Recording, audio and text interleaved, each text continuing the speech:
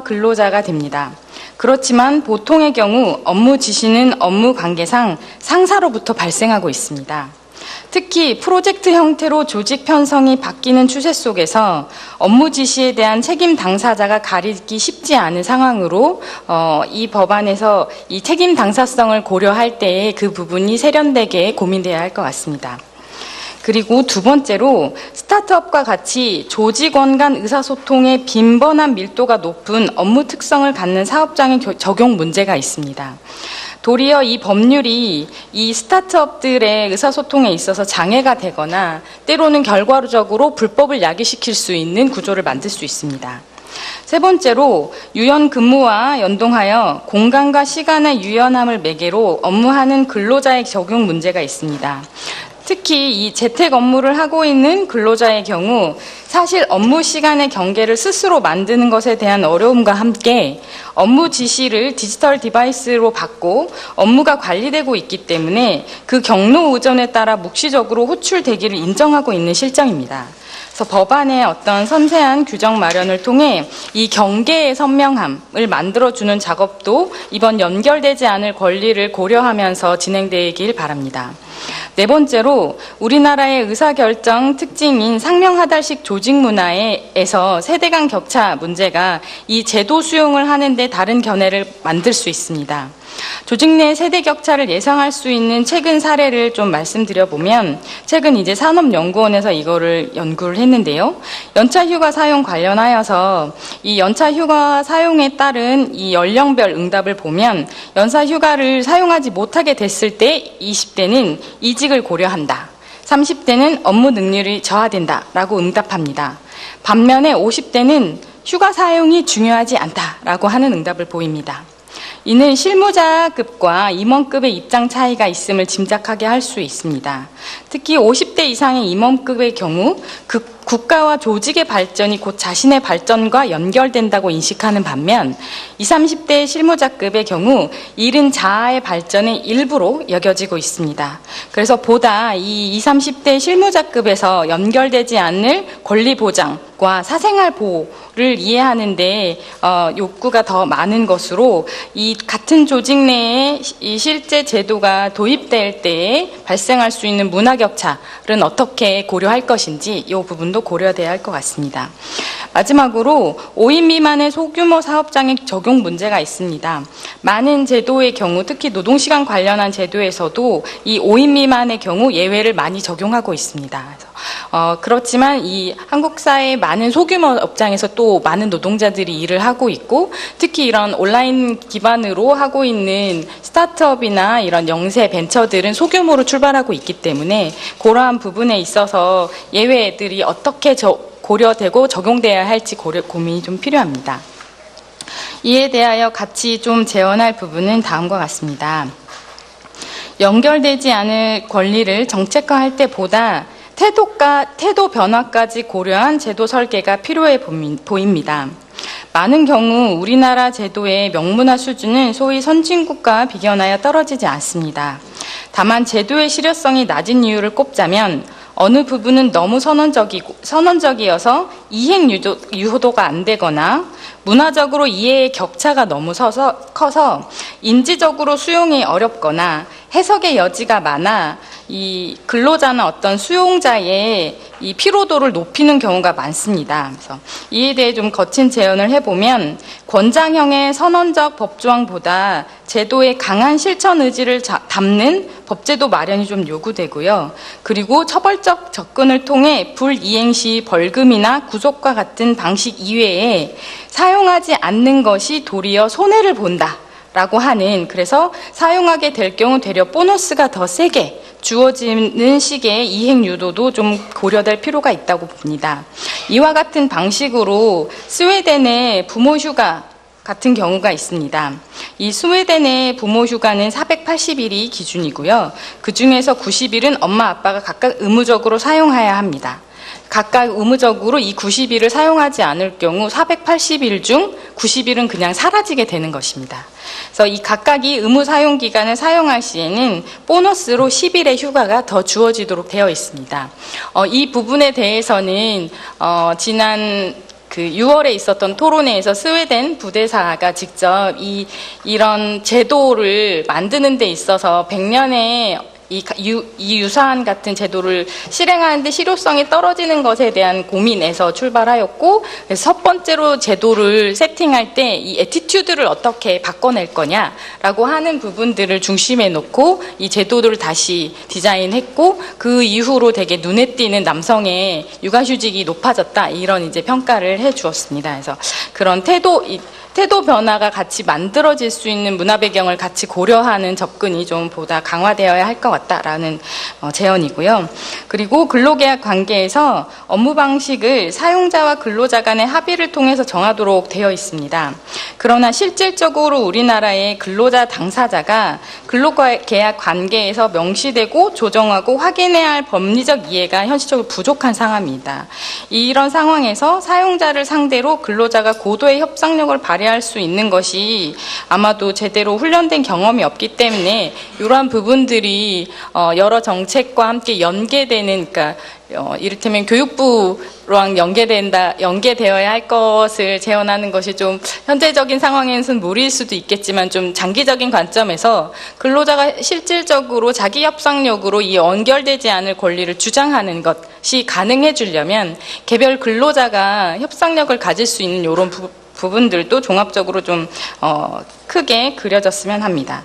마지막으로 간접적으로 불이익을 받지 않을 수 있도록 고민하는 것이 좀 장치적으로 필요할 것 같습니다. 많은 경우 법률로 근로자는 불이익 받지 않을 수 있도록 보호 조항이 있습니다. 그러나 상상에 의한 근무평가로서 어떤 간접적인 인사고과의 반영 문제, 이런 것들이 이제 경험적으로 쌓이다 보니 당시 연봉 계약 시의 불이익이나 승진기회 박탈 등이 발생할 수 있다라고 하는 염려들이 있습니다. 그래서 학습된 불안은 불신을 낳게 되고 이런 것들이 실제 제도의 신뢰성을 떨어뜨리기 때문에 그러한 부분들도 여러 측면에서 많은 이 공론화 현장에서 대중적으로도 이런 사회적 신뢰를 만드는 작업들이 연결되어야 할 것 같습니다. 그래서 종합적인 의견을 좀 말씀드리면, 노동에 대한 사회적 제고가 필요하다고 봅니다. 이번 논의가 제기된 배경에 보다 근본적으로 우리 사회가 일해왔던 방식의 한계를 드러내고 있지 않은가라고 생각해 볼 수 있다고 봅니다. 여전히 업무가 명확하지 않고 업무 진행 과정도 관습에 의한 경우가 많습니다. 작은 회사일수록 그러합니다. 이번 연결되지 않을 권리 법안이 성공하려면 업무가 무엇이고 어떻게 진행되어야 하는지 명확하게 구분되고 공유되지 않으면 제도로서의 개선 효과가 적을 것으로 예상됩니다. 그나마 큰 회사가 많은 제도가 운영될 수 있는 것은 자본력 때문이기도 하지만 일할 범위와 순서가 명확하게 되어 있기도 합니다. 작은 회사도 스스로 그런 고민을 해야 한다고 생각합니다. 편의점도 일하는 시간과 순서를 프로세스별로 명확히 하고 있습니다. 이러한 고민은 노동자를 위해서이기도 하지만 고용자를 위한 것이기도 합니다. 노동자도 자기 노동의 가치를 알고 성숙해지려면 자신이 하는 일이 무엇이고 어떻게 진행되는지 알기 위해 고민하는 자세가 동반되어야 한다고 봅니다. 지속 가능한 노동을 위하여 노동자와 고용자 모두 어떤 책임을 본인의 위치에서 질 것인가, 이런 고민이 쌍방간에 좀 들어야 한다고 보고요. 최근에 이제 저희 연구소에서 이 일생활균형 정책 관련해서 독일, 네덜란드, 영국, 스웨덴, 일본 등의 정책 사례를 조사한 바가 있습니다. 이 한국에서 벤치마크하고자 하는 그 각각의 나라들의 요소들을 좀 분석하고 성공 요인들을 좀 보았더니 결국 제도가 아니라 그 나라의 문화적 토대에 맞는 정책이 일관성 있게 진행될 때 현실이 변한다는 것을 발견하였습니다. 이번 이 토론회가 연결되지 않을 권리라는 이름을 달고 있지만 어쩌면 우리 사회 노동이 사람을 더 착취하는 경제로 갈 것인지 아니면 인간다운 노동할 길을 찾을 것인지 그런 고민을 담는 자리라고 생각됩니다. 네, 이것으로 발제를 마치도록 하겠습니다.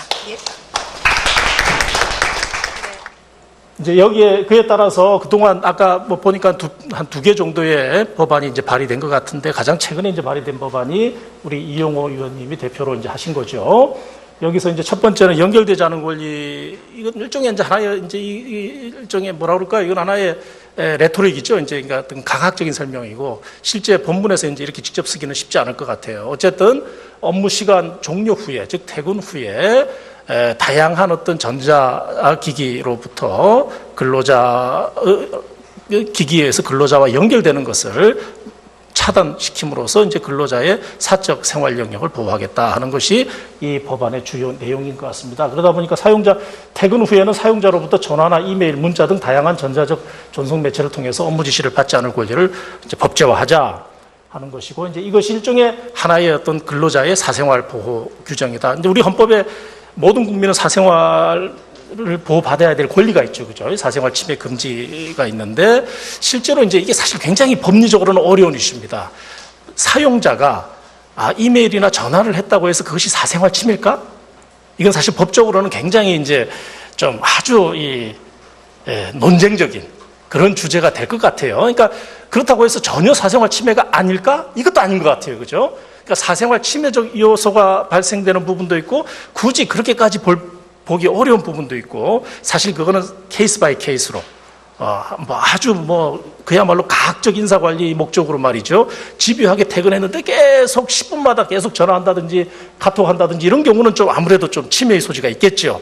그러나 필요에 의해서 어떤 단순히 업무 지시를 했다는 것 자체가 이제 어떤 사생활 침해 문제는 아니겠죠. 그러니까 이 부분은 사실 조금 법리적인 논쟁이 좀 생길 수 있는 부분이 있겠다. 어쨌든 여기서는 사생활 침해라는 문제를 적극적으로 설명하기보다는 일단 퇴근 후에는 정당한 이유 없이는 전자적인 어떤 전송 매체를 통해서 근로자에게 업무 지시를 하는 것은 허용되지 않는다라는 어떤 기본 원칙만 제시한 것이다, 이렇게 보면 될 것 같아요. 그래서 이제 그런 의미에서 이제 6조 2를 좀 추상적으로, 상징적으로 이제 규정을 하고, 그 다음에 실제적인 어떤 그 규제 수단으로 이제 등장한 것이 이제 56조 2. 이것은 이제 연장 근로 시간의 특례라고 해서 만약 업무 지시가 이루어졌다면 그 시간에 대해서는 연장 근로 수당을 지급해라. 이렇게 되면 실제로 이제 연장 근로로 인정이 되는 건가? 그럼 12시간, 우리 근로기준법에서는 12시간의 상한이 있는데 12시간이 넘어가면 이거는 뭐 수당 주는 거는 그렇다 치더라도, 가산임금 주는 거는 그렇다 치더라도 연장 근로 위반에 따른, 이건 일종의 이제 3년 이하의 징역 또는 2천만 원 이하의 벌금에 해당되는 그런 어떤 중한 범죄에 해당되는 것은 아닌가? 여기도 이제 사실 좀 이 토론의 여지가 있는 측면이 좀 있는 것 같아요. 그래서 저는 특례라는 표현을 썼는데, 이 시간을 모두 합해가지고 모두 연장 근로로 이제 카운팅한다고 하면 사실 연장 근로 시간이 굉장히 길어질 가능성도 있겠다. 그렇다면 이걸 좀 어떻게 조정할까? 그러니까 보통 우리 근로기준법에서 연장 근로라는 것은 사용자의 지시에 의해서 기존의 사업 장소에 머물면서 또는 업무 장소와 시간에 구속을 받으면서 계속해서 잔업을 하는 것을 우리는 연장 근로라고 이해를 하는데, 이미 휴식 퇴근 후에 이루어지는 정당한 사유에 의해서 그것도 이루어지는 어떤 그런 업무 지시에 대해서 이걸 모두 다 똑같이 연장 근로로 취급할 수 있겠는가? 여기에 대한 좀 약간 고민이 좀 있습니다, 법리적으로는. 자, 그 다음에 한번 넘어가 보시죠. 어쨌든 구체적으로 이제 문제가 되는 건 뭐냐면, 설령 그렇다 하더라도 이게 이제 아주 이제 본질적인 우리 노동법에 이제 큰 이슈들이 제기되는 겁니다. 근로 시간과 휴식 시간을 어떻게 구분하지? 보통 근로 시간이라는 거는 사용자의 지휘 명령을 받으면서 실제로 일을 하는 시간을 말하거든요. 근로자에게 자유로 맡겨진 시간은 근로 시간이 될 수가 없어요. 다만 예외적으로 대기 시간이라는 게 있습니다. 우리 근로기준법에서 사용자의 지휘 명령 아래에 있긴 하지만 아직까지 실제 사용자가 업무를 할당하지 않아서, 업무를 주지 않아 가지고 사업장 내 특정 장소에 사용자의 지시를 대기하고 있는 상태, 기다리고 있는 상태. 이런 경우는 이거는 근로시간으로 인정을 해야 된다. 왜냐하면 긴장감을 가지고 계속 있어야 되는 거니까. 그러니까 이 정도까지가 실제 근무하지 않지만 근로시간으로 인정되는 시간이거든요. 그런데 퇴근했으면은 그 다음부터는 사실은 자유시간인데, 이 중에 아까도 그 이야기 나왔습니다만은 호출되는 시간이 있을 수가 있죠. 이 호출되는 시간에 대해서는 호출대기라고 해서 이제 너는 언제든 너 마음대로 자유로운 공간에서 집이 됐든 또는 뭐 제3의 장소가 됐든 카페가 됐든 어디든 있어도 좋지만 내가 언제든 지시할지 모르니 너 그 스마트폰을 언제든지 켜놓고 내 지시가 떨어지면은 거기에 따라서 일을 해라. 이게 호출대기 상태예요. 이 호출대기 상태도 사실은 굉장히 긴장스러운 상태죠, 따지고 보면.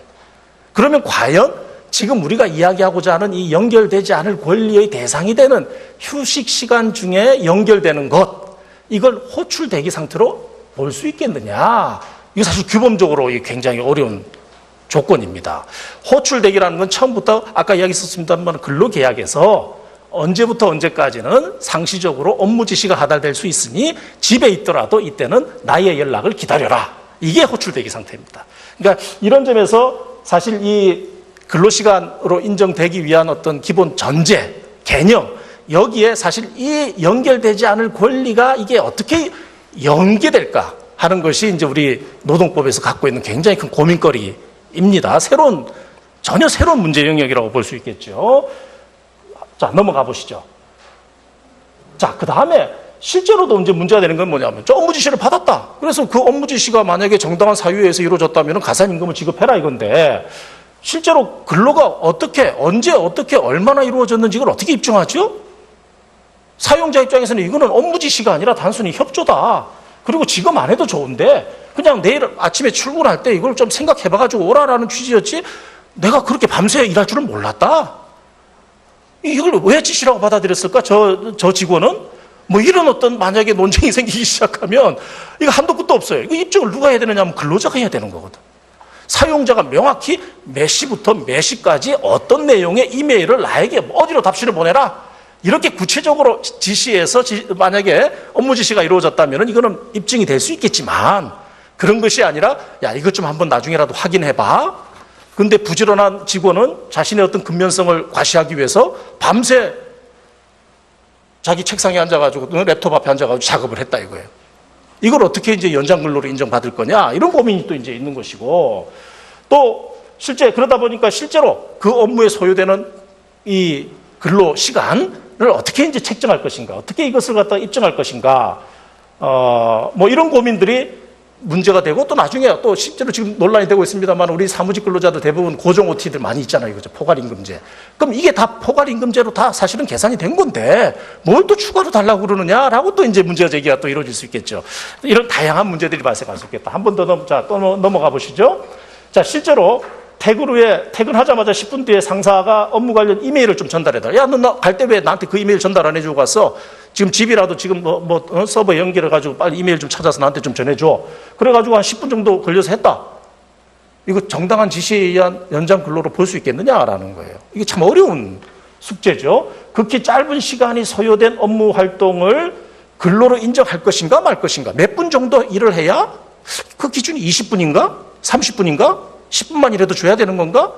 이런 문제들이 생길 수 있다. 그리고 이게 근무행위냐 아니면 일종의 그냥 하나의 지원행위냐, 협력행위냐 이런 경계를 어떻게 정할 것인가. 아까 독일 사례 이야기했습니다만 여기도 입장이 나눠져 있는 거예요. 실제로 노동력이 투입된 적극적 의미의 노동만을 업무로 인정하자라는 견해와 무조건 업무와 관련하여 근로자가 어떤 형태로든 시간을 투입했다면 이거는 모두 근로로 봐야 되지 않겠느냐라는 두 개의 견해가 대립되고 있습니다. 그러니까 사실 두 견해 다 장단점이 있는 것이죠. 그러니까 이 문제는 여전히 우리보다 더 선진국이라고 할 수 있는 나라에서도 풀지 못한 하나의 아직까지도 좀 여러 가지 논쟁이 진행되고 있는 그런 이슈라고 할 수 있겠다. 자, 또 그 다음에도 한번 보시죠.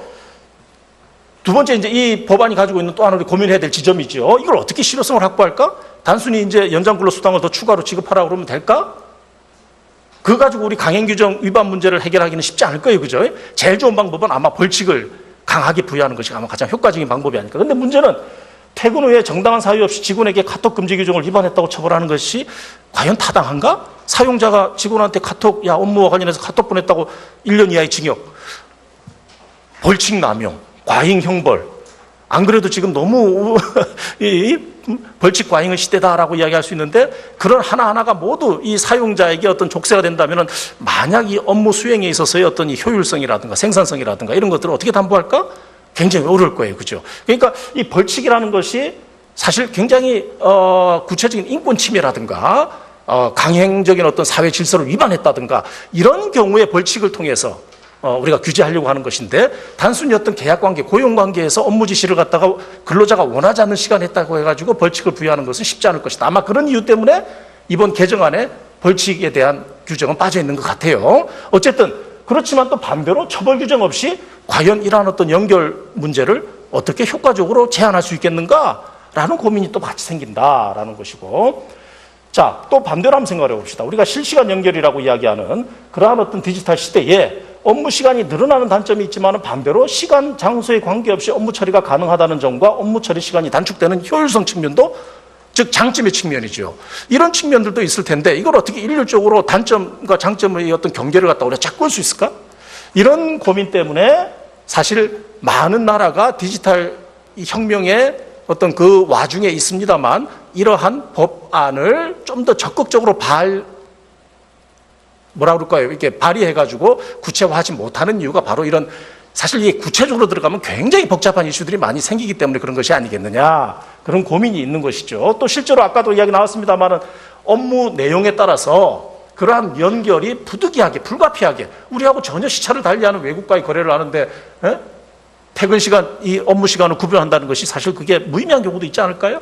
그러니까 이게 일률적이고 획일적으로 적용되기는 정말 쉽지 않을 것 같다라는 생각이 드는 거죠. 자, 그 다음에 한번 넘어가 보시죠.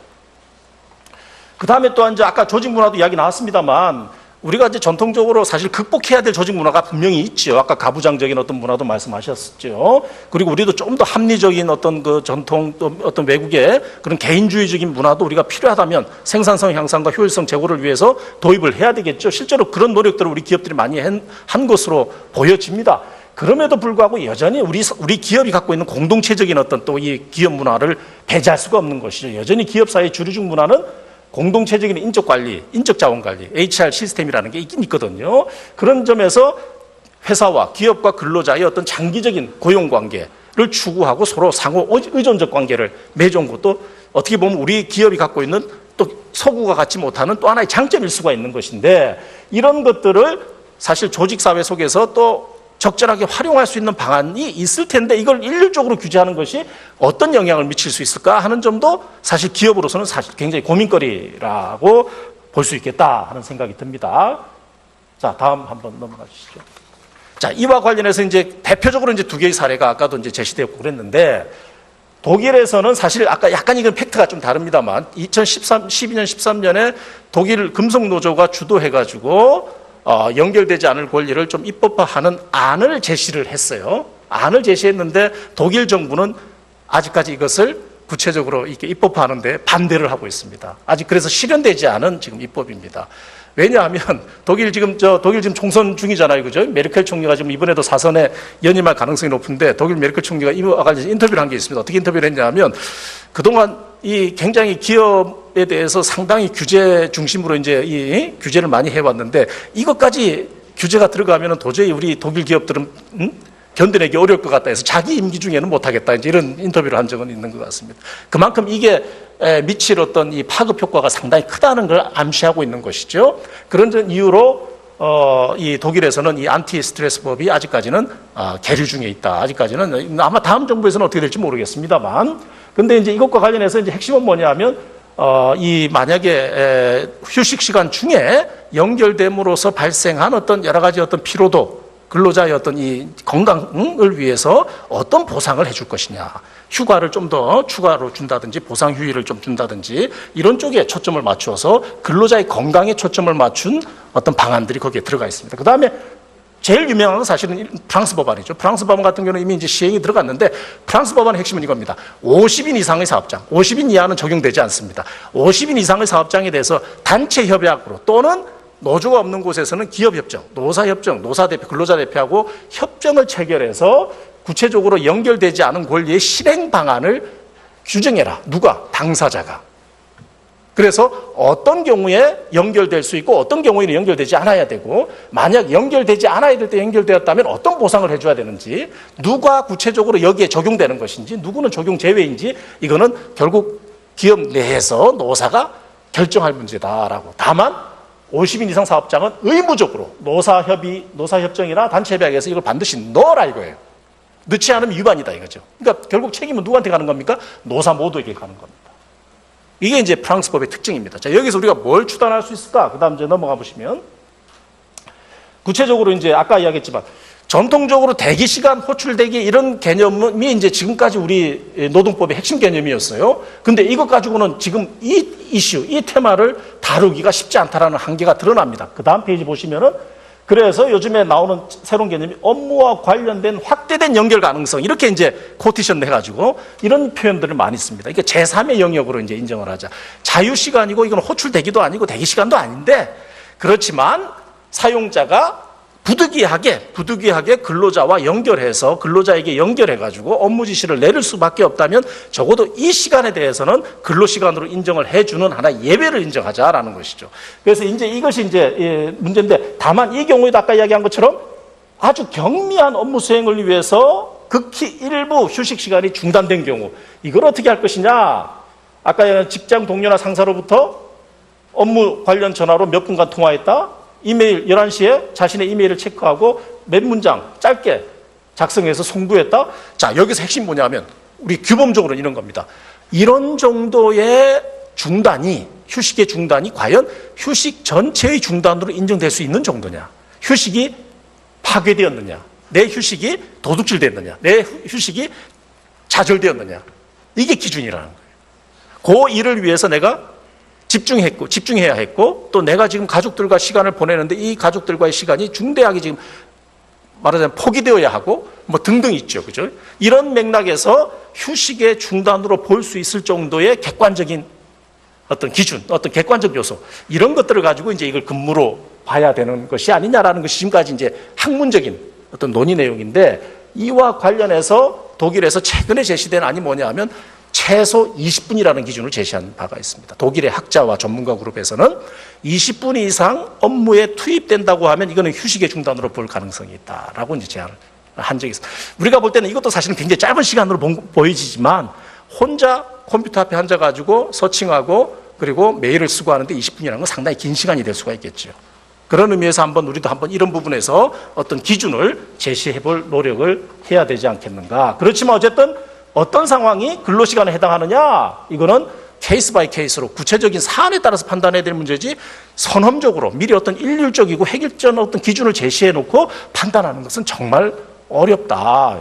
그런 점에서 법안에서 과연 어디까지 그러한 기준을 담을 수 있을지 여기에 대해서는 많은 퀘스천 마크가 있는 것 같다. 이런 생각입니다.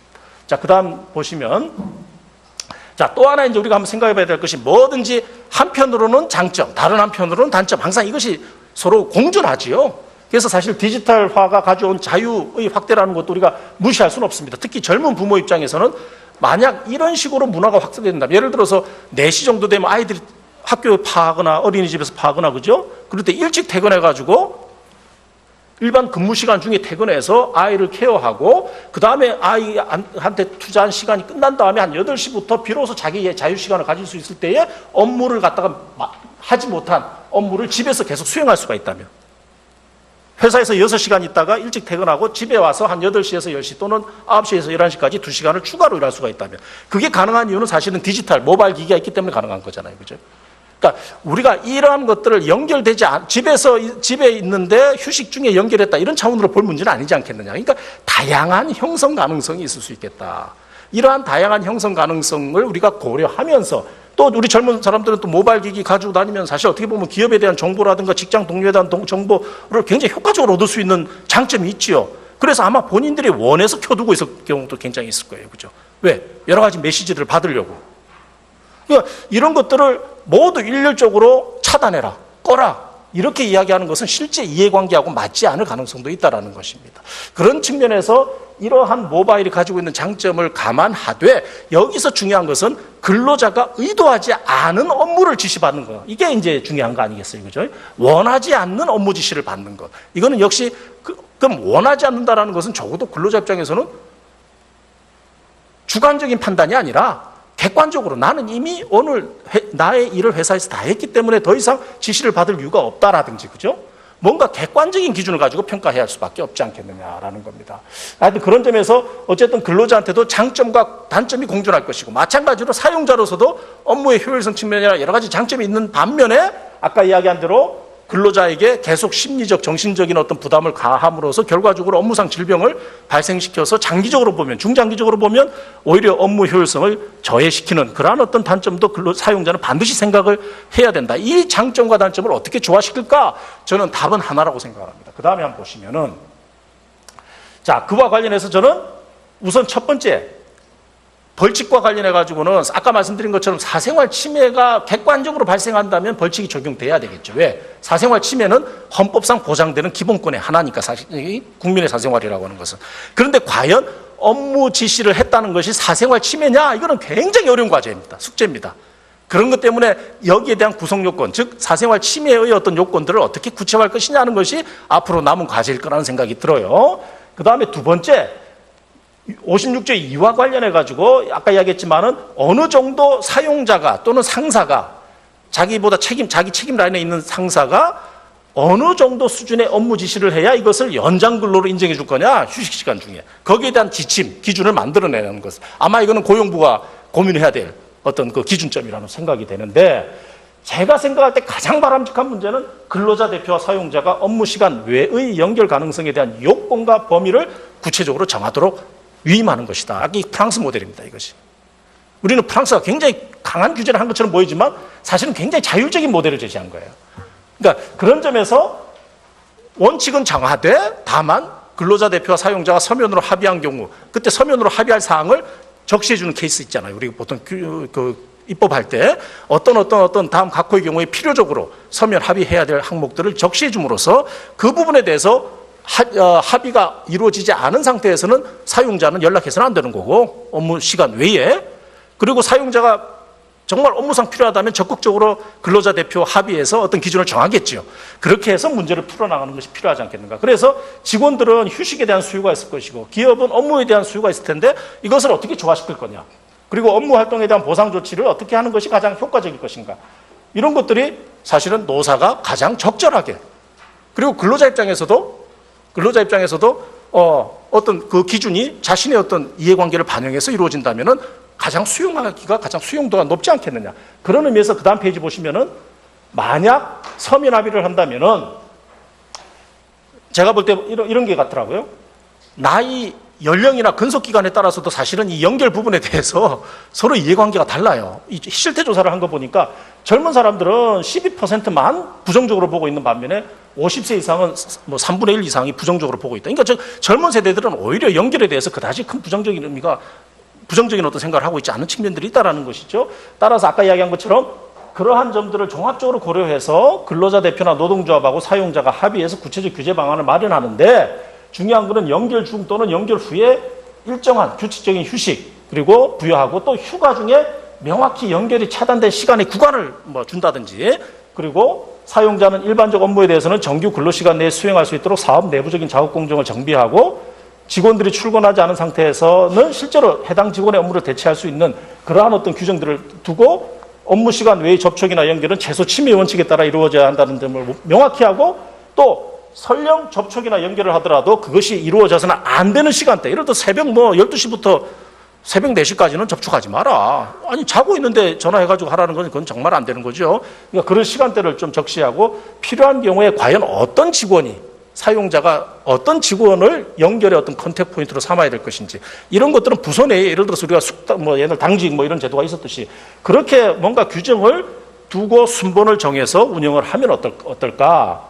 그리고 그렇게 해서 부득이 연결이 발생하고 그로 인해서 일정 시간 객관적으로 근무가 발생했다면 연장 근로수당 등 법정 수당을 지급하는, 그렇게 연계되어 준다면 아마도 기업도 거기에 대해서 why not? 받아들일 수 있는 가능성이 상당히 높고, 근로자로서도 자신의 어떤 연결에 대한 장점과 단점을 적절하게 혼합함으로써 단점을 최소화시킬 수 있는 가능성이 커지지 않을까 하는 그런 생각입니다. 자, 끝으로 사실 아까 독일의 법안이나 그다음에 프랑스 법안, 유럽에서는 이러한 연결 문제를 어떤 관점에서 더 적극적으로 고민하느냐 하면 사실은 이 문제입니다. 이게 산업안전보건, 안전과 보건의 관점에서 더 많은 노력을 기울이고 있습니다. 왜? 근로자의 정신적, 심리적 스트레스를 가중시킴으로써 결과적으로 업무 부담을 강화시키는 것이죠.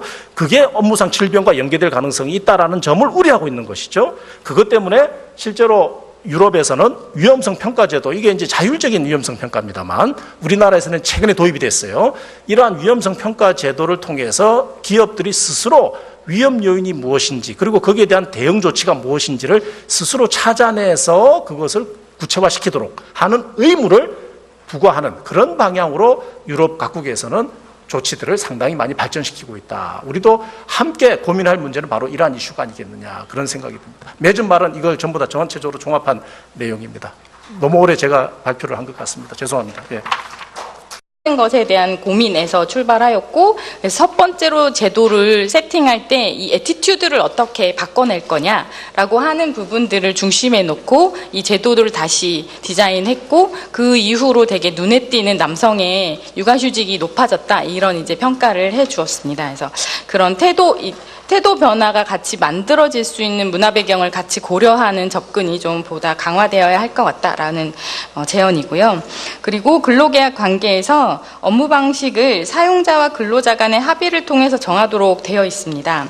그러나 실질적으로 우리나라의 근로자 당사자가 근로계약 관계에서 명시되고 조정하고 확인해야 할 법리적 이해가 현실적으로 부족한 상황입니다.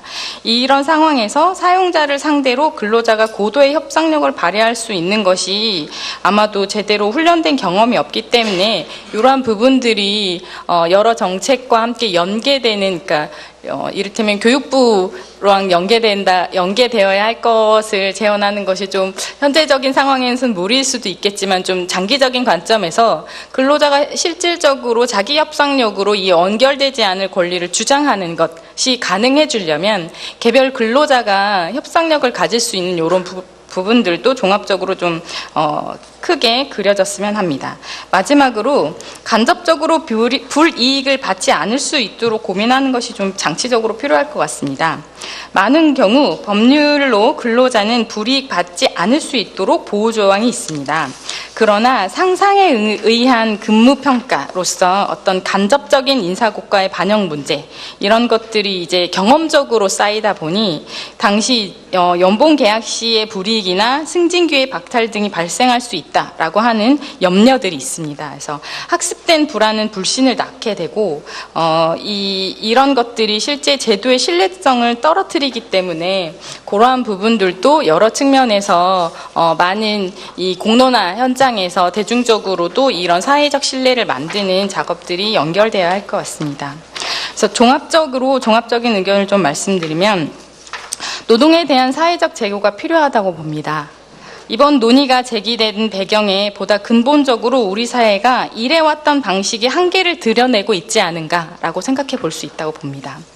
여전히 업무가 명확하지 않고 업무 진행 과정도 관습에 의한 경우가 많습니다. 그러다 보니까 퇴근 후에는 사용자로부터 전화나 이메일, 문자 등 다양한 전자적 전송 매체를 통해서 업무 지시를 받지 않을 권리를 이제 법제화하자 하는 것이고, 이제 이것이 일종의 하나의 어떤 근로자의 사생활 보호 규정이다. 근데 우리 헌법에 모든 국민은 사생활을 보호받아야 될 권리가 있죠, 그죠? 사생활 침해 금지가 있는데, 실제로 이제 이게 사실 굉장히 법리적으로는 어려운 이슈입니다. 사용자가 이메일이나 전화를 했다고 해서 그것이 사생활 침해일까? 이건 사실 법적으로는 굉장히 이제 좀 아주 논쟁적인 그런 주제가 될 것 같아요. 그러니까 그렇다고 해서 전혀 사생활 침해가 아닐까? 이것도 아닌 것 같아요, 그죠? 그러니까 사생활 침해적 요소가 발생되는 부분도 있고, 굳이 그렇게까지 보기 어려운 부분도 있고, 사실 그거는 케이스 바이 케이스로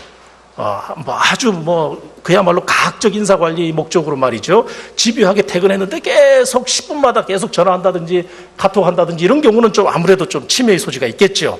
그러나 필요에 의해서 어떤 단순히 업무 지시를 했다는 것 자체가 이제 어떤 사생활 침해 문제는 아니겠죠. 그러니까 이 부분은 사실 조금 법리적인 논쟁이 좀 생길 수 있는 부분이 있겠다. 어쨌든 여기서는 사생활 침해라는 문제를 적극적으로 설명하기보다는 일단 퇴근 후에는 정당한 이유 없이는 전자적인 어떤 전송 매체를 통해서 근로자에게 업무 지시를 하는 것은 허용되지 않는다라는 어떤 기본 원칙만 제시한 것이다, 이렇게 보면 될 것 같아요.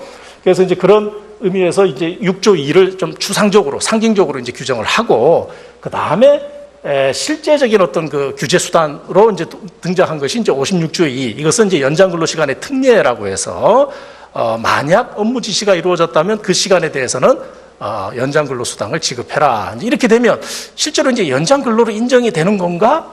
그러면 12시간, 우리 근로기준법에서는 12시간의 상한이 있는데 12시간이 넘어가면 이거는 뭐 수당 주는 거는 그렇다 치더라도, 가산임금 주는 거는 그렇다 치더라도 연장근로 위반에 따른, 이건 일종의 이제 3년 이하의 징역 또는 2천만 원 이하의 벌금에 해당되는 그런 어떤 중한 범죄에 해당되는 것은 아닌가?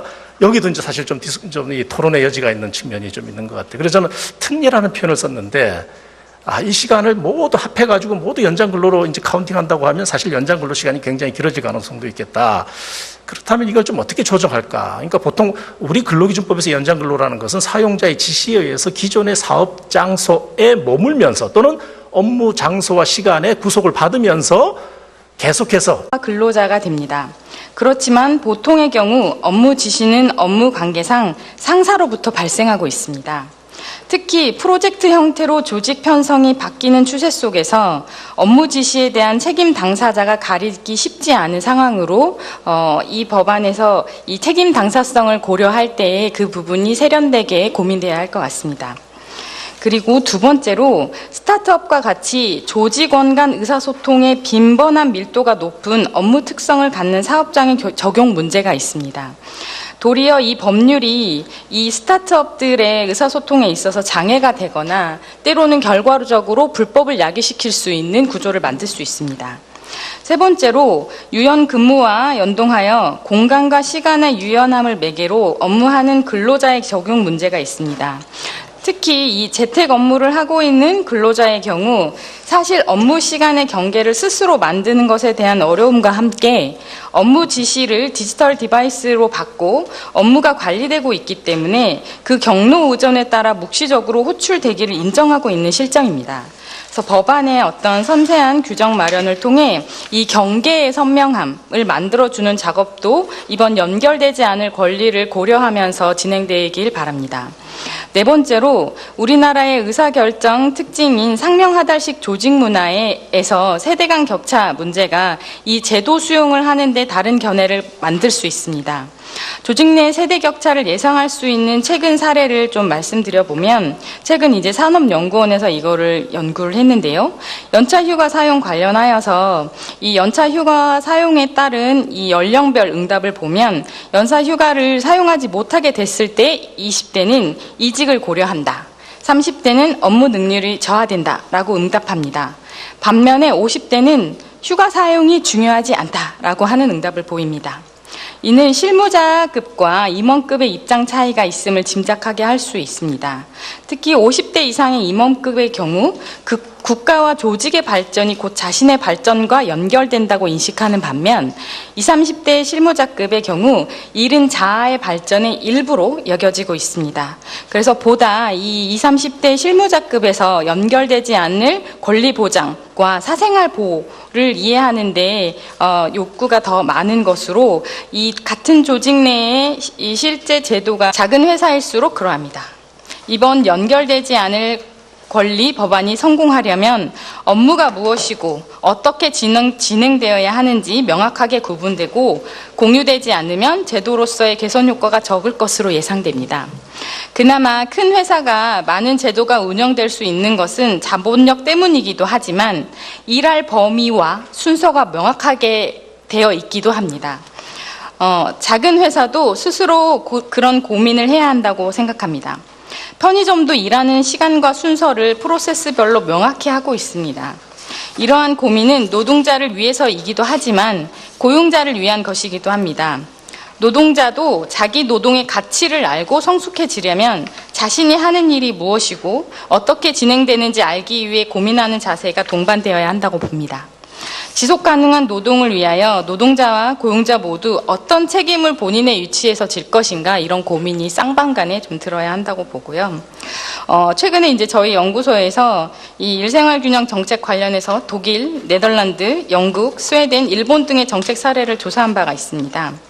이 한국에서 벤치마크하고자 하는 그 각각의 나라들의 요소들을 좀 분석하고 성공 요인들을 좀 보았더니 결국 제도가 아니라 그 나라의 문화적 토대에 맞는 정책이 일관성 있게 진행될 때 현실이 변한다는 것을 발견하였습니다. 이번 이 토론회가 연결되지 않을 권리라는 이름을 달고 있지만 어쩌면 우리 사회 노동이 사람을 더 착취하는 경제로 갈 것인지 아니면 인간다운 노동할 길을 찾을 것인지 그런 고민을 담는 자리라고 생각됩니다. 네, 이것으로 발제를 마치도록 하겠습니다. 이제 여기에 그에 따라서 그동안 아까 뭐 보니까 한 두 개 정도의 법안이 이제 발의된 것 같은데 가장 최근에 이제 발의된 법안이 우리 이용호 의원님이 대표로 이제 하신 거죠. 여기서 이제 첫 번째는 연결되지 않은 권리, 이건 일종의 이제 하나의 이제 이 일종의 뭐라 그럴까요? 이건 하나의 레토릭이죠. 이제 그러니까 어떤 강학적인 설명이고 실제 본문에서 이제 이렇게 직접 쓰기는 쉽지 않을 것 같아요. 어쨌든 업무 시간 종료 후에, 즉 퇴근 후에 다양한 어떤 전자기기로부터 근로자 기기에서 근로자와 연결되는 것을 차단시킴으로써 이제 근로자의 사적 생활 영역을 보호하겠다 하는 것이 이 법안의 주요 내용인 것 같습니다. 도입될 때 발생할 수 있는 문화격차는 어떻게 고려할 것인지 이 부분도 고려돼야 할 것 같습니다. 마지막으로 5인 미만의 소규모 사업장의 적용 문제가 있습니다. 많은 제도의 경우 특히 노동시간 관련한 제도에서도 이 5인 미만의 경우 예외를 많이 적용하고 있습니다. 그렇지만 이 한국 사회의 많은 소규모 업장에서 또 많은 노동자들이 일을 하고 있고 특히 이런 온라인 기반으로 하고 있는 스타트업이나 이런 영세 벤처들은 소규모로 출발하고 있기 때문에 그러한 부분에 있어서 예외들이 어떻게 고려되고 적용돼야 할지 고민이 좀 필요합니다. 이에 대하여 같이 좀 재원할 부분은 다음과 같습니다. 연결되지 않을 권리를 정책화할 때보다 태도 변화까지 고려한 제도 설계가 필요해 보입니다. 많은 경우 우리나라 제도의 명문화 수준은 소위 선진국과와 비견하여 떨어지지 않습니다. 다만 제도의 실효성이 낮은 이유를 꼽자면 어느 부분은 너무 선언적이어서 이행 유도가 안 되거나 문화적으로 이해의 격차가 너무 커서 인지적으로 수용이 어렵거나 해석의 여지가 많아 이 근로자나 어떤 수용자의 이 피로도를 높이는 경우가 많습니다. 그래서 이에 대해 좀 거친 제언을 해보면 권장형의 선언적 법조항보다 제도의 강한 실천 의지를 담는 법제도 마련이 좀 요구되고요.